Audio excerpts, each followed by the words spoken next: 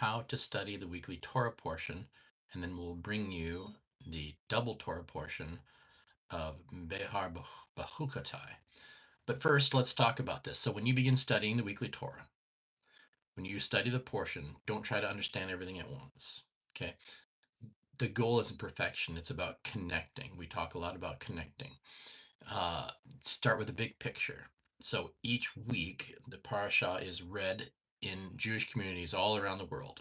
All right. So you begin with a short summary, so you can understand the overall story. And that's what we're going to bring to you each week. Then read a small section of the text itself. Again, we bring an aliyah each day on Hebrew Perspectives Facebook page. Uh, Use a good English translation.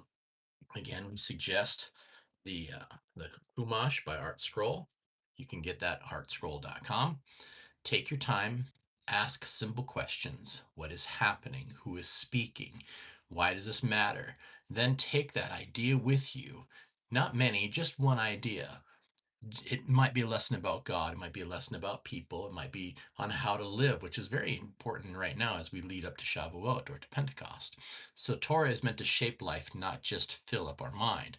Now, if possible, add some commentary. Again, in the Chumash, there's commentary on the bottom. A lot of people like Rashi. Finally, bring it into your life. Ask yourself, what is the one thing that I can do differently today because of what I've learned? Torah study becomes complete when it leads to action, even in a small way. Remember, it's all about connecting. So this week's Torah portion is Behar Bechukotai. It's about something bigger than just rules. Okay, it's it's it's about trust. They're about trust. It's about responsibility. It's about what it means to build a life with God at the center. Now, first, Behar means on the mountain. It introduces the idea that the land doesn't actually belong to us, it belongs to God.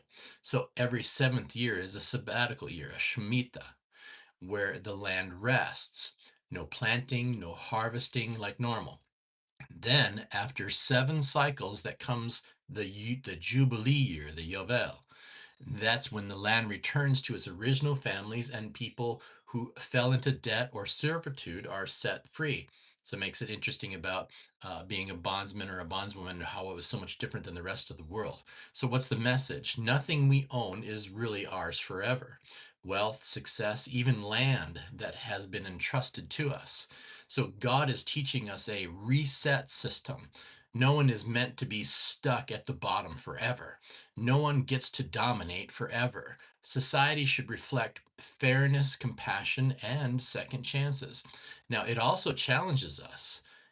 Can you trust God enough to pause, step back, and not constantly chase after more? So, then comes Bechukotai, in my statutes in Hebrew, which gets very real. It lays out the blessings and the consequences. If Israel walks in God's ways, meaning not just knowing Torah, but actually living it, there's a blessing. There's peace and stability and purpose and a sense of life being that it's everything is in line, it's aligned. But there's that but and the if, those are important. If they ignore it completely, things fall apart. Then there's confusion and fear and exile and hardship. Kind of tells you about what it's like in the world today. Get back to Torah and we can get these blessings of peace, stability, and purpose, right? Now, it's not random punishment. It's a natural result of disconnecting from the source of life and order. We have to have order in our lives. Now, that can sound very intense, but there's a very powerful ending.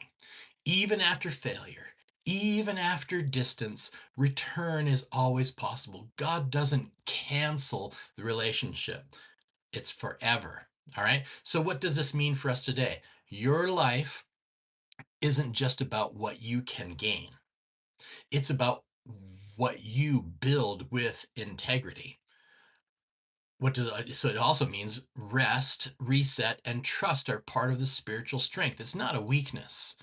Actions matter more than ideas. Living Torah is the goal. And no matter where you're starting from, Okay, this is important.